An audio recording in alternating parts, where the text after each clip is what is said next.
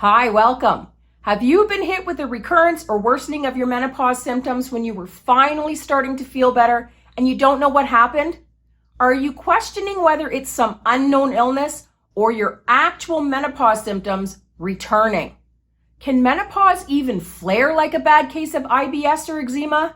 That doesn't sound right, does it? But it can, so let's talk about it. Many women worldwide work very hard to try and live healthy, active midlives. They eat well, sleep as much as menopause allows them to, exercise, de-stress, take their vitamins and their HRT, and a dozen other things to try and fight the symptoms and live their best midlives. Most are rewarded for their efforts and find success and relief of their menopause symptoms, but it's sometimes short-lived and symptoms return with a vengeance despite their best efforts. What happened? A menopause symptom flare more than likely, and it sucks. Your symptoms are as unpredictable as your hormones in midlife, and they often pop back up unannounced due to a variety of factors, which we'll touch on soon. Speaking from experience, it's very disheartening to work so hard and do all of the right things to try and get some success and a few steps ahead, only to end up 3 steps behind again. It's actually happening to me this week with a surprise flu, which I'm sure you can all hear in my voice, and an unfortunate death in the family. My body has gone into overdrive, and symptoms I thought I had conquered ages ago are back in full swing. So what exactly can set off a flare and cause a return or exacerbation of unwanted symptoms? Here are 8 possibilities. The most obvious in menopause is hormone fluctuations. Things like skipping cycles, experiencing super heavy or long cycles, or crossing into postmenopause can affect your hormones and cause a flare-up of old symptoms or an unwanted introduction of new ones. Once you're well into postmenopause though, estrogen usually remains at a stable low and is no longer a trigger for flares. Number 2 is lack of sleep. Sleep is when the body repairs, reorganizes, and rejuvenates, and not allowing that process to occur efficiently can affect the body in a list of ways that can absolutely cause a symptom flare. Insomnia can affect your memory, concentration, coordination, blood pressure, blood sugar, mental health, anxiety, and pain levels, among other things. Changes in diet are next. Many women have to be very mindful about what they eat in menopause for a variety of reasons, and any deviation from that can affect symptoms.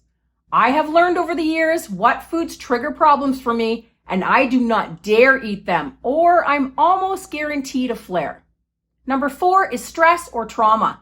Anything that causes a burden or shock to the body can throw everything out of whack and cause menopause symptoms to creep back in. Pain, anxiety, stomach issues, and paresthesia are good examples of symptoms that tend to be more pronounced during stressful events. Illness is number 5 and can provoke a flare for similar reasons as stress. It's a burden on the body and leaves you in a weakened state. It's hard to distinguish between the symptoms of menopause and the actual illness though, so a symptom flare may go unnoticed when you're sick. Dehydration is next.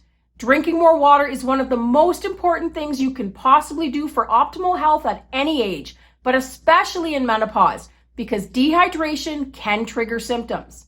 It affects hot flashes, blood pressure, dizziness, headaches, joint pain, heart rate, memory, concentration, itchy skin, bowel function, and more. Number 7 is medication side effects. This one is often very overlooked, but medication can sometimes come with added issues. If you're noticing symptoms creeping back in and you've just started a new medication, that may very well be the instigator. Number 8 is deficiencies. Many women are diagnosed with vitamin and mineral deficiencies in midlife, and they can affect menopause symptoms. You may find that treating low levels of certain nutrients helps ameliorate menopause discomforts. Getting ourselves to a happy, functional, comfortable state in menopause is a lot of work, and having long forgotten symptoms spring back up or low-level symptoms intensify is beyond frustrating. Sometimes the trigger for a menopause flare can't be avoided, but working on things that can be controlled like hydration, sleep, diet, and stress can help. Do you experience these menopause symptom flares? What usually sets them off for you? Share in the comments. I also want to let you know that I have a menopause support group for any of you who are interested in connecting with other perimenopausal and postmenopausal women. The link to my group is in the description beneath this video. I wish you all health, happiness, and peace of body and mind, and I will see you all in the next video. Bye for now.